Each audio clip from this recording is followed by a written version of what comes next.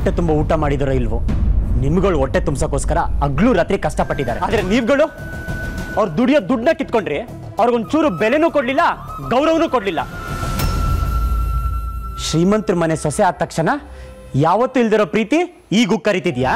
ಕಡೆಗೂ ನಿಮ್ ಬುದ್ಧಿ ತೋರಿಸಿ ಕಳ್ತನ ಮಾಡಿದ್ರಿ. ನೀವು ಅಂತ ದೊಡ್ಡ ತಪ್ಪು ಮಾಡಿದ್ರು ಅವರೇ ಬಂದು ಕ್ಷಮೆ ಕೇಳ್ತಿದ್ದಾರೆ. ಅವ್ರಿಗೆ ಕೊಡೋ ಬಹುಮಾನ ಇದೇನಾ? ಸಾಕು ನಿಲ್ಸು. ಇಂಥವಳಿಗೆ ಬೆಲೆ ಗೌರವ ಕೊಡೋಷ್ಟು ದರಿದ್ರ ನನಗೆ ಬಂದಿಲ್ಲ. ನೀನು ಏನಾದ್ರೂ ಹೇಳು, ನಾನು ಇವಳ ಕ್ಷಮಿಸಲ್ಲ. ಈಗ ಇವಳಿಗೆ ಏನಾಗಿದೆಯೋ ಅದು ಸರಿಯಾಗಿ ಆಗಿದೆ. ನಿಮ್ ಜನ್ಮಕ್ಕೆಷ್ಟು. ನಿಮ್ಮ ಹತ್ರ ಮಾತಾಡಿ ಏನು ಪ್ರಯೋಜನ ಇಲ್ಲ. ಆರಾಧನವ್ರೆ, ಇನ್ಯಾವತ್ತು ನಾವಿಲ್ಲಿ ಬರೋದೇ ಬೇಡ. ಅಯ್ಯಯ್ಯೋ ಅಳಿಯಂದ್ರೆ ಏನ್ ಹೀಗಂದ್ರೆ? ಇವರಿಂದೇನೋ ತಪ್ಪಾಗಿದೆ ನಿಜ. ಇವ್ರು ಹೇಗೆ ಅಂತ ನಿಮಗ್ ಗೊತ್ತಲ್ವಾ? ಈ ತರ ಎಲ್ರು ಹಠ ಸಾಧಿಸಿದ್ರೆ ಹೇಗೆ? ಇಲ್ಲ ಅತ್ತೆ, ಆರಾಧನವ್ರು ಇಷ್ಟು ವರ್ಷ ಸಹಿಸ್ಕೊಂಡಿರೋದು ಸಾಕು. ಈಗ್ಲೂ ಸಹಿಸ್ಕೊಳ್ಳೋ ಅವಶ್ಯಕತೆ ಇಲ್ಲ. ಇವ್ರಿಗಿಷ್ಟು ಚಿಕ್ಕ ಅವಮಾನ ಆಗಕ್ಕೂ ನಾನ್ ಬಿಡಲ್ಲ. ಬೆಲೆ ಇಲ್ದಿರೋ ಕಡೆ ಇವ್ರು ಇರ್ಲೂಬಾರ್ದು.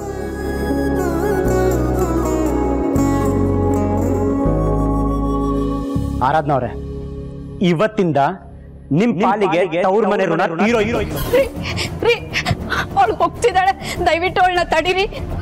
ಅವಳು ಈಗ ಹೋದ್ರೆ ಮತ್ತೆ ಯಾವತ್ತೂ ಈ ಕಡೆ ಬರಲ್ಲ ರೀ. ಪ್ಲೀಸ್ ಅವಳನ್ನ ಕರೀರಿ. ಬರ್ತಿದ್ರೆ ಬೇಡ, ನನ್ನ ಪಾಲಿಗೆ ಸತ್ತೋದ್ಲು ಅಂತ ಹೇಳಿಲ್ಲ. ಮುನಿಯಮ್ಮ ಓಡನ್ವಾ? ಸಾರಿ ರಾಜ್. ಯಾಕೆ? ನನ್ನಿಂದ ಇವತ್ತು ನಿಮಗೂ ತುಂಬಾ ಅವಮಾನ ಆಗೋಯ್ತು.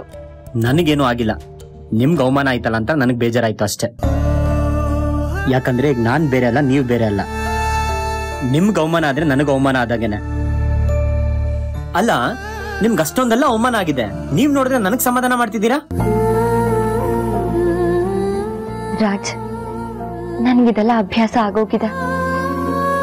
ನಾನ್ ಚಿಕ್ಕವಳಿದ್ದಾಗಿಂದಾನು ಇಂಥದ್ದೆಲ್ಲ ಎದುರಿಸ್ತಾನೆ ಬಂದಿದ್ದೀನಿ. ನನ್ಗಿದೆಲ್ಲ ಹೊಸದಲ್ಲ ರಾಜ್. ಇಲ್ಲಿ ನಾನ್ ಸಮಾಧಾನ ಮಾಡ್ಕೊಳ್ಳೋದಕ್ಕೆ ಏನು ಇಲ್ಲ. ನೋಡಿ ಮುನಿಯಮ್ಮ, ಇಸ್ ದಿನ ಏನಾಯ್ತೋ ನಂಗೆ ಅದ್ ಬೇಕಾಗಿಲ್ಲ. ಆದ್ರೆ ಈಗ ನೀವ್ ನನ್ನ ಹೆಂಡತಿ.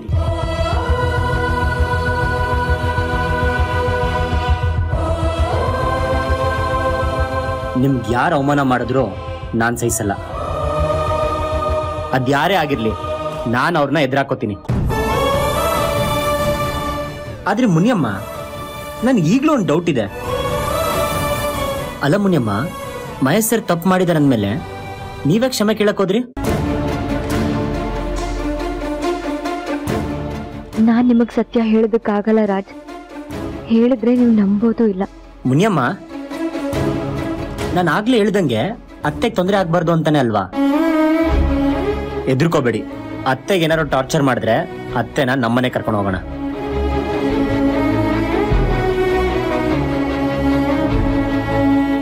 ನೋಡಿ, ಒಟ್ಟಾರದಲ್ಲಿ ನಡೆದಿದ್ನ ಮನೇಲಿ ಯಾರಿಗೂ ಹೇಳೋದ್ ಬೇಡ. ಅದೊಂದು ಕೆಟ್ಟ ಕನ್ಸು ಅಂತ ಇಬ್ರು ಮರ್ತು ಬಿಡೋಣ. ಓಕೆ.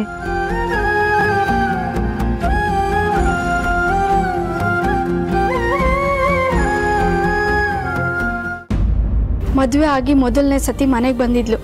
ಎಷ್ಟೆಲ್ಲ ಸಂಭ್ರಮ ಇರಬೇಕಾಗಿತ್ತು, ನಾವು ಹೇಗೆಲ್ಲ ಉಪಚಾರ ಮಾಡಬೇಕಾಗಿತ್ತು. ಆದರೆ ನನ್ನ ಹಣೆ ಬರ ನೋಡು, ಏನೆಲ್ಲ ಆಯಿತು. ನಾನೇನು ಪಾಪ ಮಾಡಿದ್ನೋ ಏನೋ, ಅವಳಿಗೊಂದು ತೊಟ್ಟು ನೀರು ಕೊಡೋಕ್ಕಾಗಲಿಲ್ಲ. ಈಗ ಫೋನ್ ಮಾಡಿ ಏನು ಸಮಾಧಾನ ಹೇಳಿದ್ರೇನು? ನಿನ್ನ ಮಗಳ ಯೋಗ್ಯತೆನೇ ಅಷ್ಟು, ಅವಳು ಮಾಡಿರೋದಕ್ಕೆ ಇದಿನ್ನು ಕಮ್ಮಿನೇ. ಯಾಕ್ರಿ ನಿಮಗೆ ಅವಳ ಮೇಲೆ ಅಷ್ಟೊಂದು ದ್ವೇಷ? ಅಂಥದ್ದು ಅವಳು ಏನು ಮಾಡಿದಾಳೆ? ಅವಳು ಮಾಡಿರೋದು ಯಾವುದು ಮರ್ತಿಲ್ಲ ಕಣೆ ನಾನು.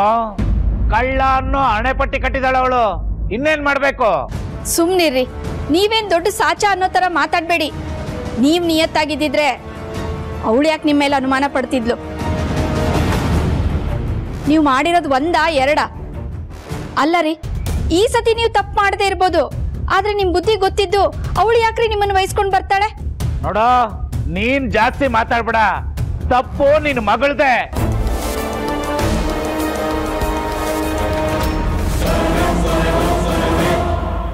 ಈಗ್ಲೂ ಅವಳ ಪರ ವಹಿಸ್ಕೊಂಡು ಬರ್ಬೇಡ, ಆಮೇಲೆ ಸರಿ ಇರಲ್ಲ. ತಪ್ಪು ಅವಳದೇ ಇರ್ಬೋದು.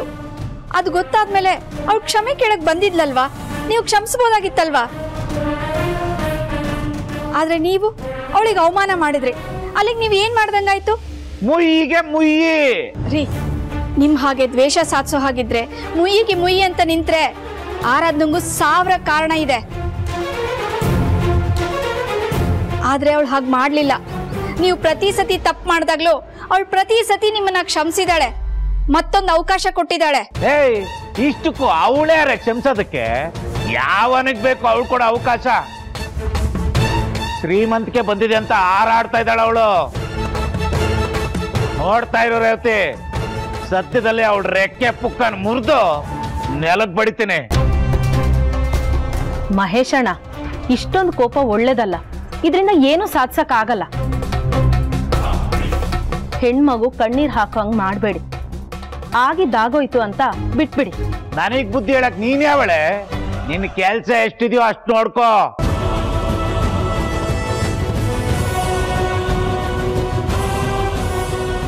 ರೀ, ನಿಮ್ ದಮ್ಮಯ್ಯ ಅಂತೀನಿ, ಅವಳ ಪಾಡುಗಳನ್ನ ಬಿಟ್ಬಿಡಿ. ಅವಳು ಹೇಗೋ ಬದುಕೋತಾಳೆ. ನೀನ್ ದಮ್ಮಯ್ಯನ್ನು ನನ್ ಕಾಲಿಡ್ಕೋ. ಈ ಮಹೇಶ ಕರಗಲ್ಲ. ನಾನು ಆಲ್ರೆಡಿ ಡಿಸೈಡ್ ಮಾಡ್ಕೊಬಿಟ್ಟಿದ್ದೀನಿ ಕಣೆ. ಅವಳ ಜೀವನ 3 ಬಟ್ಟೆ ಮಾಡೋವರೆಗೂ ನನಗ್ ಸಮಾಧಾನ ಇಲ್ಲ.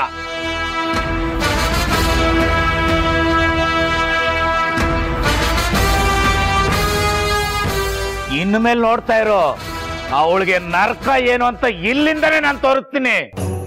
ವಿಲ ವಿಲ ವಿಲ ವಿಲ ಅಂತ ಒದ್ದಾಡ್ಬೇಕು, ಹಂಗ ಮಾಡ್ತೀನಿ.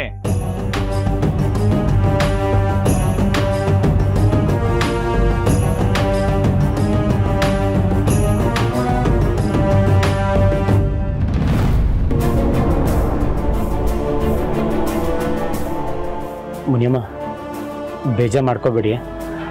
ಒಟ್ಟಾರದಲ್ಲಿ ನಡೆದಿದ್ದನ್ನ ನಡೆದಿಲ್ಲ ಅಂತ ಅನ್ಕೊಳ್ಳಿ. ಎಲ್ಲಿ ಹೋಗಿದ್ರಿ? ಅಮ್ಮ, ಅದು ಏನು ಈ ಮನೇಲಿ ನಿಮ್ಮನ್ನ ಯಾರು ಹೇಳೋರು ಕೇಳೋರು ಇಲ್ಲ ಅನ್ಕೊಂಡಿದ್ದೀರಾ?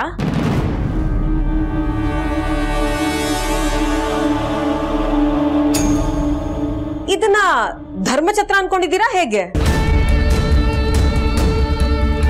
ಯಾವಾಗ ಬೇಕಾದ್ರೂ ಬರ್ಬೋದು, ಎಲ್ಲಿ ಬೇಕಾದ್ರೂ ಹೋಗ್ಬೋದು. ನಿಮ್ಮನ್ನೇ ಕೇಳ್ತಾ ಇರೋದು, ಎಲ್ಲಿಗೆ ಹೋಗಿದ್ರಿ? ನಾನು ತವ್ರ ಮನೆಗೆ ಹೋಗಿದ್ವಿ. ನಿಮಗೆ ಹೇಳ್ದೆ ಹೋಗಿದ್ದು ತಪ್ಪೆ. ನೀವು ಪೂಜೆ ಮಾಡ್ತಿದ್ರಿ, ಅದಕ್ಕೆ ಕಾಂಚನ ಆಂಟಿ ಹತ್ರ ಹೇಳ್ಬಿಟ್ಟು ಹೋದ್ವಿ. ಓ, ದೊಡ್ಡದಾಗಿ ಮಾತಾಡ್ತೀಯಾ ಅತ್ತೆ? ನೀವ್ ಈ ಮನೆ ಯಜಮಾನಿ ಅಂತ. ಆದ್ರೆ ಆಚೆ ಹೋಗ್ಬೇಕಾದ್ರೆ ಮನೆ ದೊಡ್ಡವ್ರಿಗೆ ಹೇಳ್ಬಿಟ್ಟು ಹೋಗ್ಬೇಕು ಅನ್ನೋಷ್ಟು ಚಿಕ್ಕ ಸಂಸ್ಕಾರನೂ ಇಲ್ವಾ ನಿನಗೆ? ಅಮ್ಮ, ಯಾಕೆ ಇಷ್ಟು ಕೋಪ ಮಾಡ್ಕೋತಿದ್ಯಾ? ಇದೆಲ್ಲ ಒಂದು ಮ್ಯಾಟ್ರಾ? ಎಷ್ಟೋ ಸಲ ನಿನಗೆ ಹೇಳ್ದೆ ಆಚೆ ಹೋಗಿದ್ದೀನಿ. ಬರೀ ಆಚೆ ಅಲ್ಲ, ಹೇಳ್ದೆ ಕೇಳ್ದೆ ಬೇರೆ ದೇಶಕ್ಕೂ ಹೋಗಿದ್ದೀನಿ. ತಿಂಗ್ಳುಗಟ್ಟೆ ಬಂದೇ ಇಲ್ಲ ನಾನು. ನಿನಗೆ ಗೊತ್ತಲ್ಲ ನನ್ನ ಬಗ್ಗೆ. ಹೀಗೆ ನಮ್ಮ ಹೊಸ್ದಾಗಿ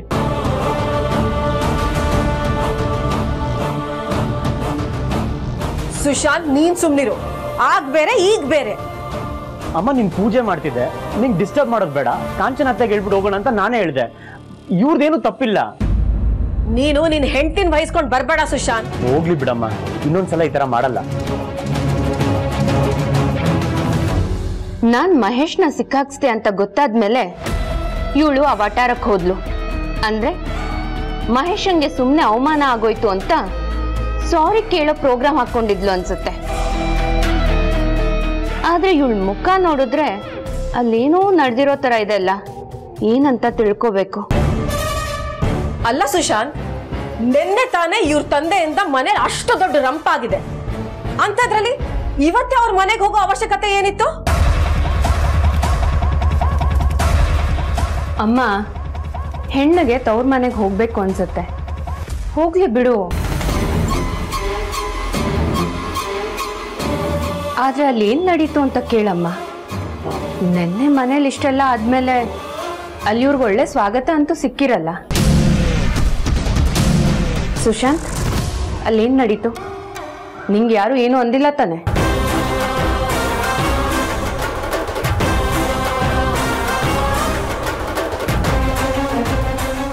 ಈ ಕ್ಷಣನೇ ನೀನು ನನ್ನ ಪಾಲಿಗೆ ಸತ್ತೆ, ನಿನ್ನ ಪಾಲಿಗೆ ನಾನು ಸತ್ತೆ.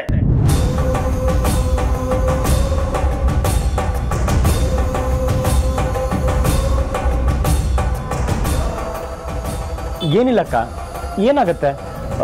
ಚೆನ್ನಾಗೇ ಮಾತಾಡಿಸ್ತಿರೋ.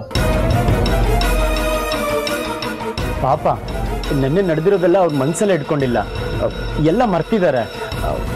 ನಮ್ಮನ್ನು ಚೆನ್ನಾಗೇ ಟ್ರೀಟ್ ಮಾಡಿದ್ರು. ಇದೇನಿದು? ಇವನ್ ಮಾತಿಗೂ ಇವಳ ರಿಯಾಕ್ಷನ್ಗೂ ಸಿಂಕೆ ಆಗ್ತಿಲ್ಲ. ಅಲ್ಲಿ ಬೇರೆ ಏನೋ ನಡೆದಿದೆ. ಸರಿ, ಅಪ್ಪ ಕಾಯ್ತಿದ್ದಾರೆ, ಬನ್ನಿ ಒಳಗಡೆ.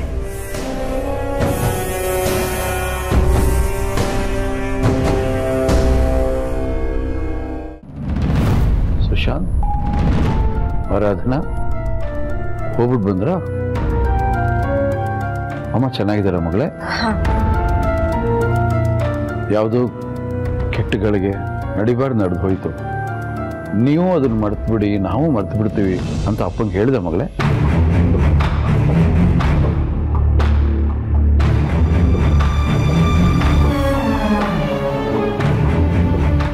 ಹಾ ಹೇಳಿದ್ವಿ ಅಪ್ಪ, ಅವ್ರು ಏನು ಮನ್ಸಲ್ಲಿ ಇಟ್ಕೊಂಡಿಲ್ಲ, ಮರ್ತಿದ್ದಾರೆ.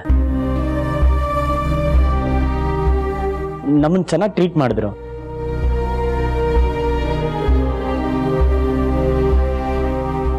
ಅಲ್ಲ ರೀ, ಅವ್ರ ಮನೆಯವರು ನಮ್ಮ ಮನೆ ಒಡವೆ ಕದ್ದಿದ್ದಾರೆ. ಅಂತದ್ರಲ್ಲಿ ನೀವು ಅಷ್ಟು ದೊಡ್ಡ ಘಟನೆನ ಅವರು ಮರಿಬೇಕು, ನಾವು ಮರಿಬೇಕು ಅಂತ ಹೇಳ್ತಾ ಇದ್ದೀರಾ. ಇದು ಹೆಂಗ್ರಿ ಸಾಧ್ಯ? ಮರಿಬೇಕು ಸಾವಿತ್ರಿ. ಜೀವನದಲ್ಲಿ ಕೆಲವು ಕೆಟ್ಟ ಘಳಿಗೆಗಳನ್ನ, ಕೆಟ್ಟ ಘಟನೆಗಳನ್ನ ಮರೆತು ಬಿಡಬೇಕು.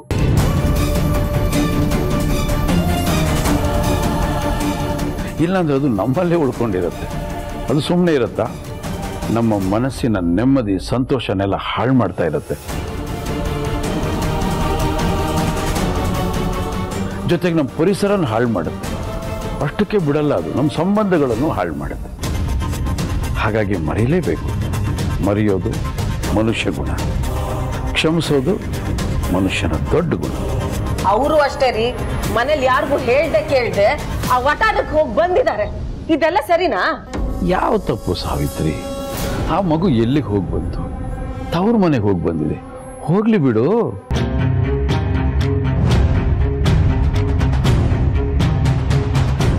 ಸಾವಿತ್ರಿ, ನೀನು ಒಂದು ಹೆಣ್ಣು.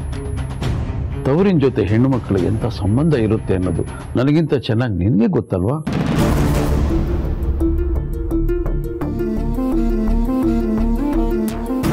ನೀನೆಷ್ಟೇ ವಜ್ರ ವೈಡೂರ್ಯ ಕೊಟ್ಟು ಬಂಗಾರದ ತಟ್ಟೆಯಲ್ಲಿ ಊಟ ಹಾಕಿದ್ರು ಆ ಹೆಣ್ಣುಮಕ್ಕಳು ತವ್ರ ಮನೆಯಲ್ಲೋ ಗಂಜಿ ಕುಡ್ಕೊಂಡು ಬರ್ತಾರಲ್ಲ, ಅದರಲ್ಲಿ ಸಿಕ್ಕೋ ಸಂತೋಷ ಇದ್ರಲ್ಲಿ ಸಿಗೋದೇ ಇಲ್ಲ.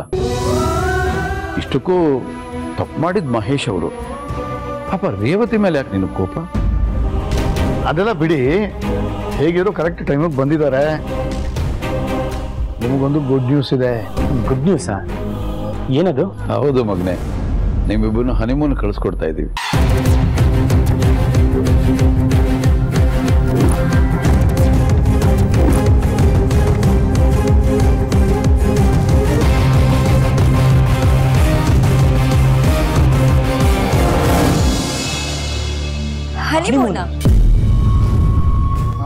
ಹನಿಮೂನೇ? ಅದೇ ನಾ ಅಂತ ಬಾಯ್ ಬಿಡ್ತಾ ಇದ್ದೀರಾ? ಇಬ್ರು ಜೊತೆಗೆ ಒಂದು ವಾರ ಜಾಲಿಯಾಗಿದ್ದು ಬನ್ನಿ.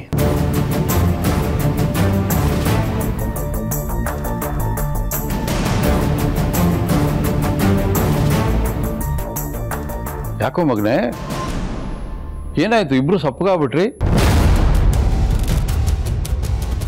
ಹನಿಮೂನ್ಗೆ ಹೋಗ್ರಿ ಅಂದ್ರೆ ಈಗಿನ ಕಾಲದ ಮಕ್ಕಳು ಹೊಸ ಮನೆಯಿಂದ ಹಾಗೆ ಹಾರೋಗ್ತಾರೆ, ಅಪ್ಪ ಅಮ್ಮನಿಗೂ ಹೇಳೋದಿಲ್ಲ. ನಾವೇ ಕಳಿಸ್ತೀವಿ ಅಂದ್ರು ನೀವು ಹ್ಞೂ ಅಂತಿಲ್ಲ, ಹ್ಞೂ ಅಂತಿಲ್ಲ. ಯಾಕೋ ಮಗನೆ, ಇಷ್ಟ ಇಲ್ವೋ ಹೋಗೋಕೆ? ಹೋಗ್ತೀವಿ.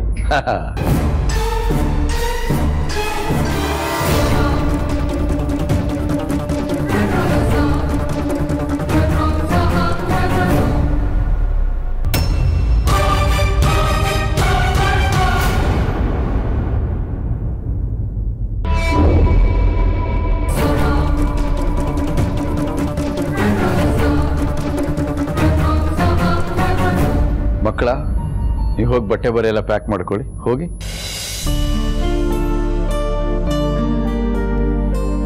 ಮೂರ್ತಿ, ಆ ಫ್ಲೈಟ್ ಟಿಕೆಟು ಅದು ಇದು ಏನಿದೆ ಎಲ್ಲ ನೋಡ್ಕೊಳ್ಳಪ್ಪ, ನೀನು ಬೇಗ ವ್ಯವಸ್ಥೆ ಮಾಡು.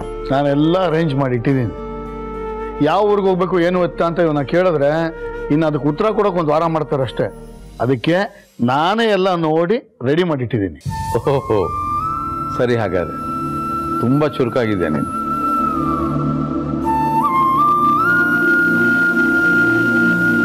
ಈ ಹನಿಮೂನ್ ಟ್ರಿಪ್ನ ಹೇಗಾದ್ರೂ ಮಾಡಿ ಕ್ಯಾನ್ಸಲ್ ಮಾಡ್ಬೇಕಲ್ವಾ? ಏನ್ ಮಾಡ್ಲಿ?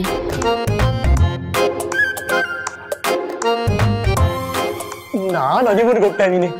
ಎಸ್, ನಾನು ಹನಿಮೂನ್ಗೆ ಹೋಗ್ತಾ ಇದ್ದೀನಿ. ಈಗೇನ್ ಮಾಡೋಣ? ಬಟ್ಟೆ ಪ್ಯಾಕ್ ಮಾಡ್ಕೊಬಿಡೋಣ.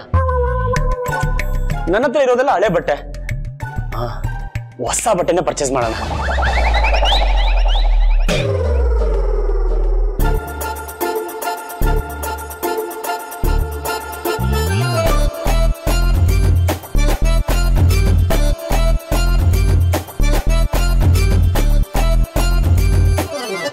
ಏನಾಯ್ತು? ಏನಾಯ್ತಾ? ಹೌದು, ನೀವ್ಯಾಕೆ ಇಷ್ಟೊಂದು ಖುಷಿ ಪಡ್ತಿದ್ದೀರಾ? ಅದು ಹನಿಮೂನ್ಗೆ ಹೋಗ್ತಿದೀವಿ ಅಂತಾರಾ? ರಾಜ್, ಇದ್ರಲ್ಲಿ ಖುಷಿ ಪಡೋದೇನಿದೆ? ಏನೋ ನಾವು ಗಂಡ ಹೆಂಡತಿ ಅನ್ನೋ ತರ ಮರ್ತೋಯ್ತಾ ನಿಮ್ಗೆ? ನಮ್ ಮಧ್ಯೆ ಏನು ಇಲ್ಲ ಅಂತ ಗೊತ್ತಿದೆ ತಾನೆ? ಹಲೋ, ನಿಮ್ ಹೆಣ್ಮಕ್ಳ ತಲೆಯಲ್ಲಿ ಬರೀ ಇದೆ ಅಲ್ವಾ ಬರೋದು? ಹುಡುಗರಿಗೆ ಬರೀ ಈ ವಿಷಯಕ್ಕಷ್ಟೇ ನಾ ಖುಷಿ ಆಗೋದು. ನಾನೇನೋ ಯೋಚಿಸ್ತಿದ್ರೆ ನೀವೇನೋ ಯೋಚನೆ ಮಾಡ್ತಿದ್ದೀರಾ. ಚಿಚಿ, ನೀವೇನ್ ಯೋಚಿಸ್ತಿದ್ರಿ? ಅದೇ, ಇಬ್ರು ಆಚೆ ಹೋದ್ರೆ ಮೈಂಡ್ ಫ್ರೆಶ್ ಆಗತ್ತೆ. ದಿನ ಮನೇಲಿ ಒಂದಲ್ಲ ಒಂದ್ ಏನಾರ ಆಗ್ತಾನೆ ಇದೆ. ಮನೆಯಿಂದ ದೂರ ಇದ್ರೆ ನಿಮ್ಗೂ ಚೈನ್ ಸಿಗತ್ತೆ ಅಂತ ಅನ್ಕೊಂಡೆ. ಅವತ್ ನಾವು ಚಿಕ್ಕಮಂಗ್ಳೂರು ಹೋದಾಗಿಂದ ಬರೀ ಓಡ್ತಾನೆ ಇದೀವಿ. ಈಗ ಬೇರೆ ಎಲ್ಲಾರ ಹೋಗಿ ಸ್ವಲ್ಪ ಚಿಲ್ ಮಾಡೋಣ, ಎಂಜಾಯ್ ಮಾಡೋಣ ಅಂತ ಅನ್ಕೊಂಡೆ. ಓ ಹಾಗಾ? ನಿಜಕ್ಕೂ ಹಾಗೆ ಅನ್ಕೊಂಡ್ರಾ? ನಿಜ ಕಣ್ರಿ. ನಿಮ್ಗೆ ಯಾಕೆ ನನ್ನ ಮೇಲೆ ಅನುಮಾನ ಅಂತ? ಅನುಮಾನ ಏನಿಲ್ಲ, ನಿಮ್ ಖುಷಿ ನೋಡಿ ಭಯ ಆಯ್ತು ಅಷ್ಟೇ. ಸುಮ್ನೆ ಟ್ರಿಪ್ಗೆ ಹೋಗೋದು ನನಗೆ ಇಷ್ಟ ಆಗಲ್ಲ ಅಂತ ಅನ್ಕೊಂಡಿದ್ದೀರಾ? ನನಗೂ ಇಷ್ಟ ಕಣ್ರಿ, ನಿಮ್ ಜೊತೆ ಸುತ್ತಾಡೋದು, ಎಕ್ಸ್ಪ್ಲೋರ್ ಮಾಡೋದು. ಆದ್ರೆ ನಾನು ಬರ್ತೀನಿ ಅಂತ ಹೇಳಲೇ ಇಲ್ಲ. ನಿಮ್ಮಷ್ಟಕ್ಕೆ ನೀವೇ ಖುಷಿ ಪಡ್ತಾ ಇದ್ದೀರಾ? ನೀವ್ ಬರಲ್ವಾ? ನಂಗೆ ಯಾಕೋ ಮನ್ಸಿಲ್ಲ. ಹಂಗ ಅನ್ಬೇಡಿ. ಟ್ರಾವೆಲ್ ಮಾಡಿದ್ರೆ ಮನ್ಸು ಸರಿ ಹೋಗುತ್ತೆ, ಖುಷಿ ಸಿಗತ್ತೆ. ಪ್ಲೀಸ್ ಈ ಟ್ರಿಪ್ಪಿಗೆ ಕಲ್ಲಾಕ್ಬೇಡಿ, ಹೋಗ್ಬೇಡಣ. ನೀವು ಧೈರ್ಯವಾಗಿ ನನ್ನ ಜೊತೆ ಬರ್ಬೋದು. ನನಗಂತೂ ಬೇರೆ ಯಾವ ಉದ್ದೇಶನೂ ಇಲ್ಲಪ್ಪ.